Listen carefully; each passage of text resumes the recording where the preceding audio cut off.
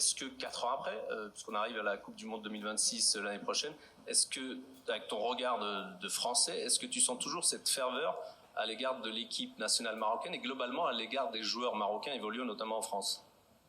Alors c'est plus qu'une ferveur, c'est une responsabilité, parce que la CAN, elle va avoir lieu au Maroc, et que je pense qu'il n'y a pas un Marocain sur Terre qui ne comprendrait pas que le Maroc ne remporte pas la CAN à domicile, au-delà évidemment des efforts formidables faits par le pays en termes d'infrastructure, parce que c'est pas parce que tu vas jouer dans des stades neufs que tu es assuré de gagner les matchs, mais la place de demi-finaliste au Qatar, plus le fait de jouer cette CAN à la maison, ça donne une responsabilité incroyable à Regragui et à ses joueurs. Et comme je le disais tout à l'heure, avant que tu donnes la parole aux autres, quand j'ai fait ce tweet en disant « Génération en or », il y a beaucoup de Marocains qui m'ont dit « Ouais, mais Regragui fait n'importe quoi ». C'est-à-dire qu'on ne se rend pas compte de la pression qu'il y a sur les équipes africaines en général.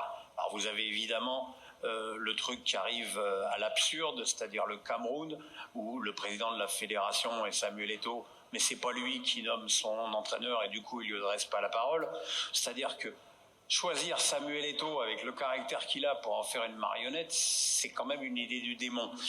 Et je pense que le Maroc doit, dans cette compétition, affirmer son leadership sur le football africain, remporter la compétition et aller aux États-Unis à la prochaine Coupe du Monde avec de grandes ambitions. Alors évidemment, avec un bémol, c'est le rendement d'Achraf Hakimi qui vient de faire une saison étourdissante. Je pense une saison Ballon d'Or. Hein. La plus belle, oui, bien sûr. Moi, j'en ai rien à cirer du Ballon d'Or. Je suis farouchement contre ça. Mais le problème, c'est qu'il y a 3 joueurs au PSG qui peuvent prétendre avoir le Ballon d'Or. Dembélé, Vitinha et lui. Donc, forcément, malheureusement, il va y avoir de la perdition de votes, puisque les gens vont certainement pas vouloir mettre les 3. Mais franchement, qu'on mette Yamal dans ce débat, Yamal, il a été juste champion d'Espagne, enfin le doublé. Qui est aussi d'origine marocaine au passage. Donc quoi qu'il arrive, on peut avoir un Marocain. Ouais, mais bon, je suis pas certain que si Yamal a le Ballon d'Or par rapport à Hakimi, il y a beaucoup de Marocains qui considéreront que c'est une victoire marocaine. Hein. Enfin, moi, je crois. Alors, Alicia.